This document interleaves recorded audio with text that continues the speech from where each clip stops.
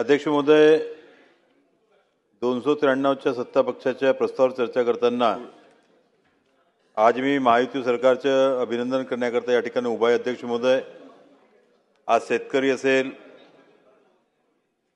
शेतीचा विकास असेल, सिंचनाची व्यवस्था असेल, मोठ्या प्रमाणावर उद्योगधंद्याची निर्मिती असेल, या सर्व बाबीमध्ये आज राज्याला आघाडीवर नेण्याचे काम महायुती शासन करीत आहे।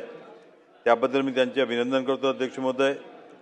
परंतु अध्यक्ष महोदय, हे सर्व करत असताना अनेक आमच्या समस्या सुद्धा आहेत अध्यक्ष महोदय। मी राज्याच्या शेवटच्या आदिवासी नक्षलग्रस्त धान उत्पादक जिल्ह्यातून येतो अध्यक्ष महोदय, आणि तेथील लोकांच्या, शेतकऱ्यांच्या, नागरिकांच्या अनेक समस्या आहेत अध्यक्ष महोदय। आज शासनाने आमच्या शेतकऱ्यांना बरीच मदत केली, परंतु आज धान उत्पादक शेतकऱ्यांना जो बोनस शासनाने जाहीर केला होता, 50% लोकांना शेतकऱ्यांना बोनस मिळालेला आहे, परंतु आजही 50% शेतकऱ्यांना बोनस मिळाला नाही। तरी तात्काळ या सर्व शेतकऱ्यांना बोनस द्यावा ही मागणी सुद्धा या माध्यमातून मी करत आहे अध्यक्ष महोदय। आज शेतकरी असतील, शेतमजूर असतील, बेरोजगार असतील, दलित, आदिवासी, ओबीसी यांच्यासुद्धा अनेक समस्या आहेत अध्यक्ष महोदय।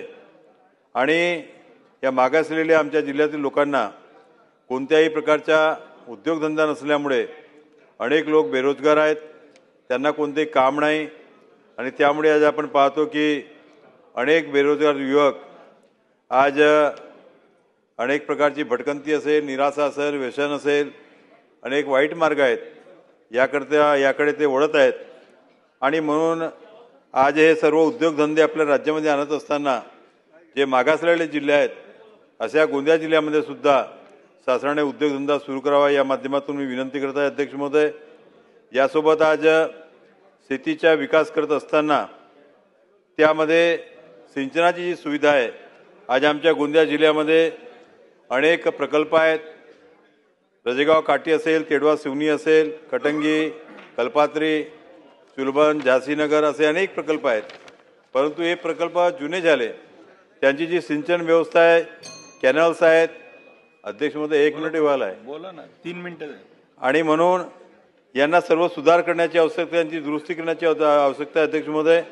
आणि आपल्या माध्यमातून या सर्व ज्या सिंचन व्यवस्था आहेत त्यांचे बळकटीकरण, दुरुस्तीकरण, सिमेंटीकरण, नहराचे, कालव्यांचे करण्याची विनंती सुद्धा आपल्या माध्यमातून करत आहे अध्यक्ष महोदय। त्याचप्रमाणे मोठ्या प्रमाणामध्ये आमच्या जिल्ह्यामध्ये मामा तलाव आहेत, त्यांचे खोलीकरण करण्याची आवश्यकता आहे। एक पांगोली नदी उथळ झालेली आहे, त्याची सुद्धा खोलीकरण करण्याची आवश्यकता आहे।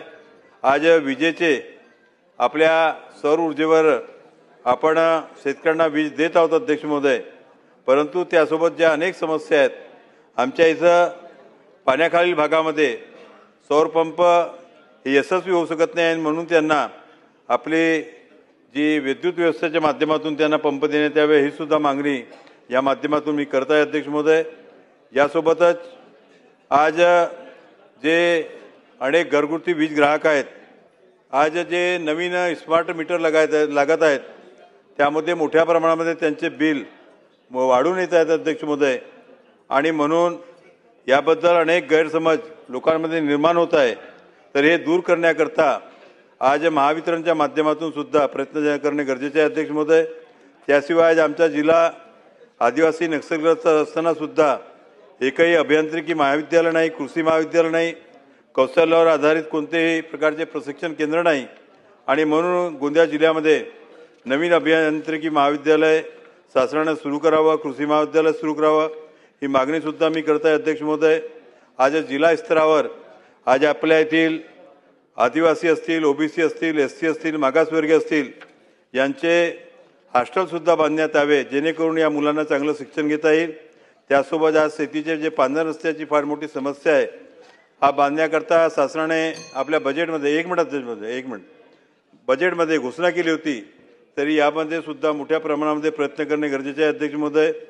त्याचप्रमाणे आमच्या गोंदियामध्ये शहराला वेस्ट बायपास असेल, ईस्ट बायपास असेल, जलजीवन मिशनच्या माध्यमातून थांबलेले पिण्याच्या पाण्याच्या योजना असतील, आज गोंदिया शहराला लागून मोठ्या मोठ्या ग्रामपंचायती आहेत, त्यांच्या शहरीकरण होत आहेत, परंतु त्यांचा विकास करण्याकरता कोणत्याही प्रकारचा निधी नाही।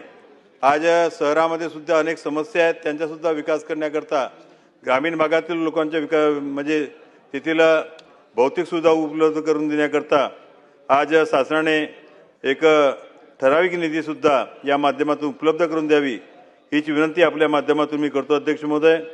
आणि आज आरोग्य सेवेच्या माध्यमातून मेडिकल कॉलेजची स्थापना झाली, परंतु पुरासा जो तांत्रिक त्या ठिकाणी डॉक्टर्स असतील किंवा अनेक मनुष्यबळ असेल त्याच्या अभावी आजही रेफर टू नागपूर अशा प्रकारची स्थिती आहे आणि म्हणून प्रभावी आरोग्य सेवा देण्याकरता शासनाने प्रयत्न करावे एवढीच विनंती करतो अध्यक्ष महोदय।